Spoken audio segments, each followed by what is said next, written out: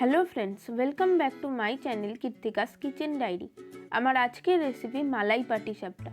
শীতকালে পিঠে খেতে আমরা সবাই ভালোবাসি, তবে এইভাবে বাড়িতে একবার মালাই পাটিসাপটা পিঠে বানিয়ে দেখতে পারেন, খেতে কিন্তু ভীষণই ভালো লাগে। আর এই মালাই পাটিসাপটা পিঠেটা আপনারা খুব সহজে, খুব কম সময়ে আর খুব কম উপকরণে কিন্তু বানিয়ে ফেলতে পারবেন। আর ভিডিওটি ভালো লাগলে অবশ্যই একটি লাইক ও শেয়ার করে আমার চ্যানেলটিকেও সাবস্ক্রাইব করে দেবেন।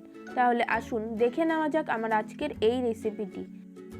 তো মালাই পাটিসাপটা বানানোর জন্য সবার প্রথমে দিয়ে দেবো হাফ কাপ পরিমাণে ময়দা, ওর মধ্যে দিয়ে দেবো হাফ কাপ পরিমাণে সুজি, দেবো হাফ কাপ পরিমাণে চালের গুঁড়ো, দেবো 1/4 কাপ পরিমাণে চিনি, আর দিয়ে দেবো 1/4 কাপ পরিমাণে খেজুরের গুড়। এবারে সমস্ত শুকনো উপকরণ খুব ভালো করে একটু মিশিয়ে নেব।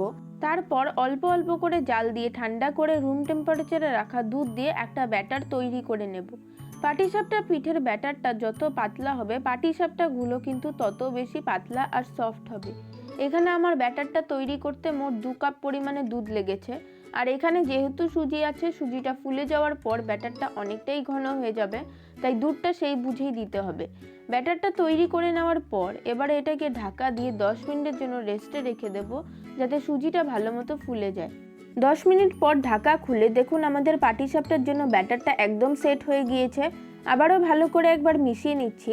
আর মালাই পাটিসাপটা পিঠে তৈরি করার জন্য আমাদের ঠিক এরকম কনসিস্টেন্সির ব্যাটারই কিন্তু দরকার।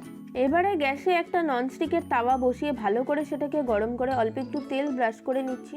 তারপর এক হাতা করে ব্যাটার এর মধ্যে দিয়ে এইভাবে তাওয়াটাকে ঘুরিয়ে ঘুরিয়ে ব্যাটারটাকে ছড়িয়ে নেব।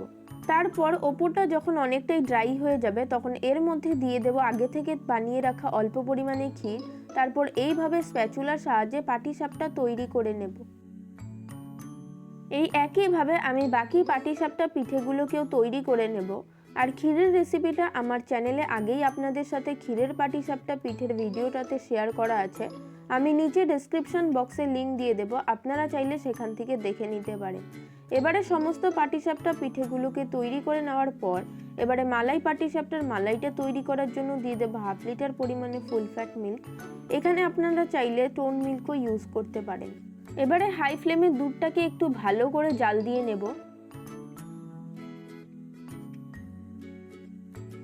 তারপর দুধটাকে ভালো মতো জাল দিয়ে নেওয়ার পর এবারে এখানে আমি 2 টেবিল চামচ পরিমাণে গুঁড়ো দুধকে হালকা গরম দুধে ভালো করে মিশিয়ে রেখেছিলাম, সেটাকে এবারে এর মধ্যে দিয়ে ভালো করে সেটাকে মিশিয়ে নেব। তারপর ভালো করে মিশিয়ে নেওয়ার পর এবারে এর মধ্যে দিয়ে দেবো হাফ কাপ পরিমাণে খেজুরের গুড়। মিষ্টিটা আপনারা যতটা পছন্দ করেন সেই অনুযায়ী দেবেন। এবারে হাই ফ্লেমে গুড়টাকে আবারও একবার দুধটার সাথে ভালো করে ফুটিয়ে নেব। তারপর ফ্লেমটাকে লো টু মিডিয়ামে করে দিয়ে এটাকে 3 থেকে 4 মিনিট একটু ফুটিয়ে ফুটিয়ে ঘন করে নেব। 3 থেকে 4 মিনিট ধরে দুধটাকে ফুটিয়ে ঘন করে নেওয়ার পর এবারে গ্যাসের ফ্লেমটাকে বন্ধ করে এক এক করে তৈরি করে রাখা পাটিসাপটা এর মধ্যে দিয়ে দেব। এবার পিঠেগুলোকে দুধের মধ্যে একটু উল্টে পাল্টে দিতে হবে। তারপর এইভাবে পিঠেগুলোকে দুধের মধ্যে কিছুক্ষণ রেখে এটাকে এবার সার্ভ করব। আমার আজকের এই মালাই পাটিসাপটার রেসিপি আপনাদের কাছে কেমন লাগলো অবশ্যই কমেন্ট করে জানাবেন। ভালো লাগলে একটি লাইক ও শেয়ার করতে একদমই ভুলবেন না। আর আমার এই রেসিপিটাকে ইউটিউব থেকে দেখে থাকলে চ্যানেলটিকে সাবস্ক্রাইব করে পাশে থাকা বেল আইকনটিকেও অবশ্যই প্রেস করে দেবেন। আর ফেসবুক বা ইনস্টাগ্রাম থেকে দেখে থাকলে পেজটিকে ফলো করে দেবেন নতুন রেসিপির আপডেট সবার আগে পাওয়ার জন্য।